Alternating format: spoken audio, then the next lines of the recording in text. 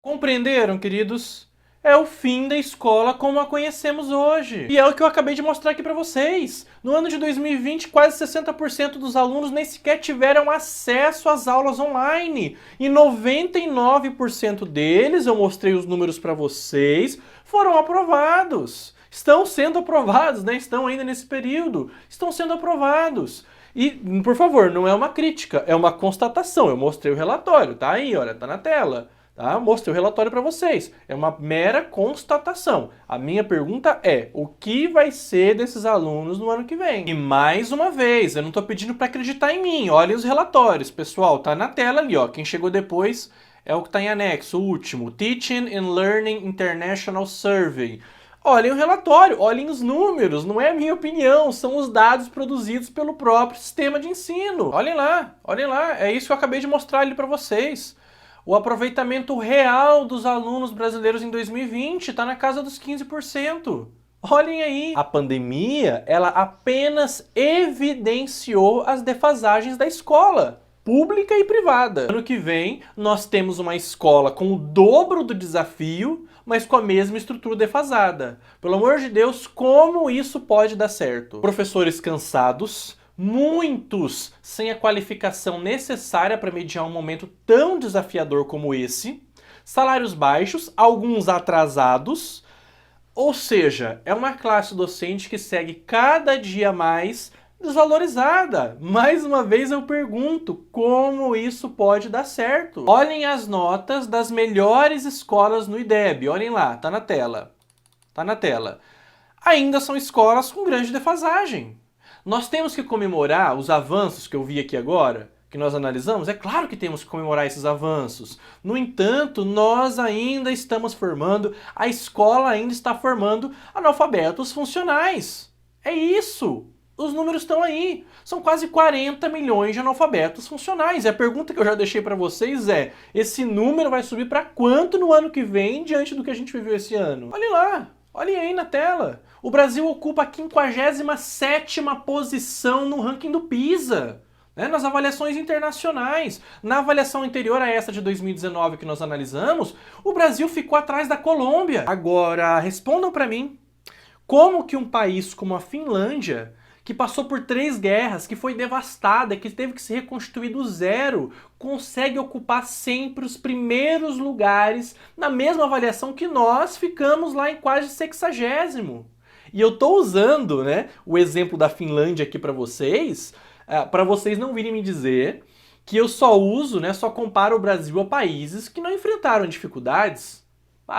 Olha o exemplo da Finlândia. Fernanda, olha lá, respondendo a tua pergunta, tá? Respondendo a tua pergunta. De acordo com a OMS, o Brasil é o país mais ansioso do mundo. São 60 milhões de caixas de ansiolíticos consumidos todos os anos no nosso país. Fica com essa problematização, uma provocação mesmo, é uma problematização isso que você está me dizendo. Consegue entender as consequências disso? Crianças e jovens medicados cada vez mais cedo, porque medicar uma criança, literalmente, dopar esses jovens com Ritalina, Rivotril, Diazepam e companhia, não incomoda a opinião pública. Mas falar em liberdade educacional e mudanças significativas nas metodologias de ensino, daí a universidade pula dessa altura, né? O Brasil é número 1 em mau comportamento no mundo, olhem os dados. O professor brasileiro é o professor mais agredido física e verbalmente. Também é o professor que mais leva tempo para conseguir iniciar o seu conteúdo em sala de aula. Contestem isso. E a taxa de variação entre escolas públicas e privadas é de menos de 4%. E diante de tudo isso que nós acabamos de ver aqui, gente, vocês acham que nós vamos ter um jovem, uma criança, né, um estudante mais ou menos ansioso ano que vem dentro da escola, com mais ou menos transtornos, mais ou menos medicado? Agora, soma tudo isso que nós já constatamos em números fornecidos pelas próprias instituições, soma tudo isso a uma estrutura defasada da escola no ano que vem. Isso pode dar no quê, gente? Ah, professor, mas você acabou de mostrar aqui que na década de 60, por exemplo, o número de jovens entre 7, crianças e jovens entre 7 e 14 anos na escola era de cerca de 67%. Hoje, esse número beira a 85%.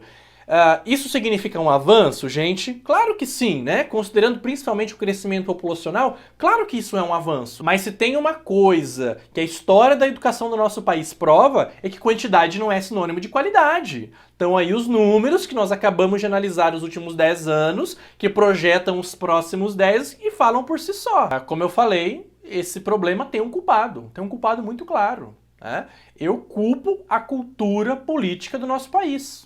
Uma cultura populista.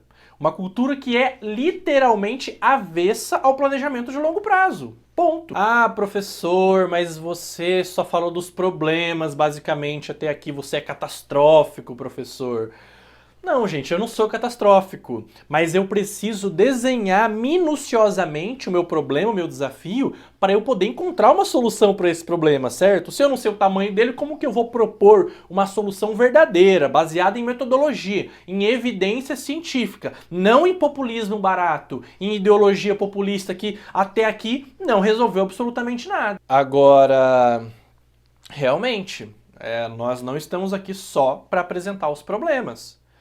Falar de problema qualquer um faz. Qualquer um que analisar os relatórios, os dados que nós passamos aqui as últimas 3, 4 horas analisando, qualquer um que fizer essa análise vai saber fazer. Nós, enquanto famílias, enquanto professores que têm o interesse de realmente transformar esse tipo de situação, nós precisamos ser parte da solução. E como já ficou claro, eu não acredito na nossa cultura política, em especial nos nossos políticos, para serem parte da solução de médio prazo. Eu não acredito. Agora, eu acredito no poder da família como parte significante dessa solução.